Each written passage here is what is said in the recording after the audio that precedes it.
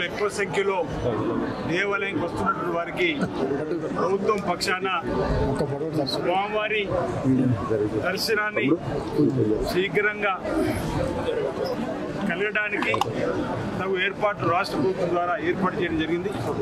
వేములవాడ ఆలయ ఈవో అదేవిధంగా ఇక్కడ ఉన్నటువంటి పనిచేసే ఉద్యోగ సిబ్బంది ప్రత్యేకంగా సెలవు దినాల్లో వస్తున్నటువంటి భక్తుల రద్దీని దృష్టిలో పెట్టుకొని గౌరవ కలెక్టర్ గారు, ఎస్పీ గారు కూడా పరిపాలనా సౌలభ్యంలో మెరుగైనటువంటి కార్యక్రమాలు తీసుకొని వచ్చేటువంటి భక్తులకు చక్కటి సౌకర్యాలను కల్పింపజేస్తున్నాం. అందులో భాగంగానే తిరుమలలో ఏ విధంగా అయితే బ్రేక్ దర్శనము ఉందో అదేవిధంగా వేములవాడ రాజన్న ఆలయంలో కూడా బ్రేక్ దర్శనానికి శ్రావణ మాసం ప్రారంభం రోజునే మరి అమల్లోకి తీసుకురావడం జరిగింది. భక్తులకు వెసులుబాటుగా 2 రోజుల క్రితం 1400 పైచిలు బ్రేక్ దర్శనాలు, ఇంచుమించు 15 లక్షల రూపాయల ఆదాయం కూడా ఓవైపు భక్తులకు మెరుగైనటువంటి సౌకర్యం కలగడంతో పాటు వచ్చేటువంటి భక్తులకు మెరుగైనటువంటి సౌకర్యాలు కల్పించడంలో ఆదాయం కూడా పెరిగేటువంటి సందర్భాన్ని భక్తులు గమనించాలని సందర్భం కోరుతూ ఈ జిల్లాకు సంబంధించి గతంలో పార్లమెంట్ సభ్యుడిగా ఇప్పుడు బీసీ సంక్షేమ శాఖ మంత్రి పొన్నం ప్రభాకర్ గారు ఈరోజు శ్రీ శ్రావణ మాసం స్వామివారిని దర్శించుకోవాలని వచ్చిన క్రమంలో ఒక విషయాన్ని రాజన్న భక్తులకు ప్రభుత్వం పక్షాన చెప్పదలుచుకున్నాం.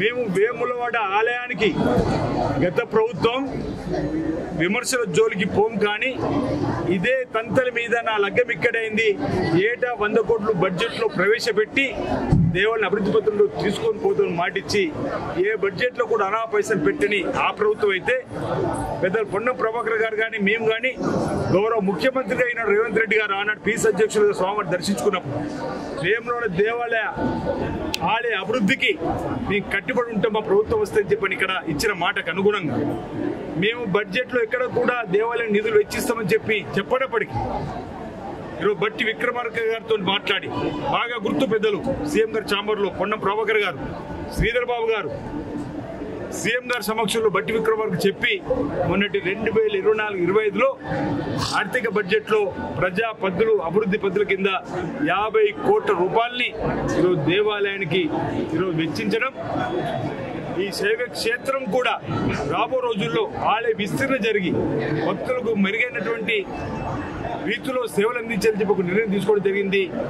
ఈ సర్కార్, ఈ రేవంత్ రెడ్డి గారి సర్కార్ అన్నమాట ఈ సందర్భంగా చెప్తూ అతి తొందరలోనే మరి దానికి సంబంధించినటువంటి నమూనాలు తయారవుతున్నాయి. శృంగేరి పీఠానికి ఇప్పటికొకసారి వెళ్ళి వారి అనుమతి తీసుకోవడం జరిగింది. వారి శుభం ముందుకు వెళ్ళండి అన్నారు. ఈ కార్యక్రమాలు అయిపోయిన తర్వాత పెద్దలు ఈ సంక్షేమ శాఖ మంత్రి పొన్నం ప్రభాకర్ గారు, కలెక్టర్ గారు ప్రభుత్వ అనుమతితోటి శృంగేరికి వెళ్ళి శృంగేరి అనుమతితోటి అతి త్వరలోనే మరి ఈ ఆలయ పరిసరాలను విస్తరించేటువంటి కార్యక్రమాన్ని ఏర్పాటు చేస్తామన్నమాట సందర్భంగా చెప్తూ మేము అనేక సందర్భాలు టెంపుల్ సిటీగా మారుస్తాం. వేములవాడ దేవాలయము పట్టణం 2 సమాంతరంగా అభివృద్ధి పత్రంలో తీసుకొని పోవాలండి. వీటీడీ సమావేశం కూడా గతంలో 2017లో వీటీడీ ఏర్పడిన తర్వాత ముఖ్యమంత్రి గారు దీనికి చైర్మన్ ఉంటే మొదటి రోజు ఒక్కసారి ఏర్పడినట్టుంది ఇక్కడి సమావేశం. ఆ తర్వాత ఇంచుమించు 7-8 సంవత్సరాలు ముఖ్యమంత్రి హోదాలో వీటీడీ సమస్య ఏ రోజు జరగలేదు.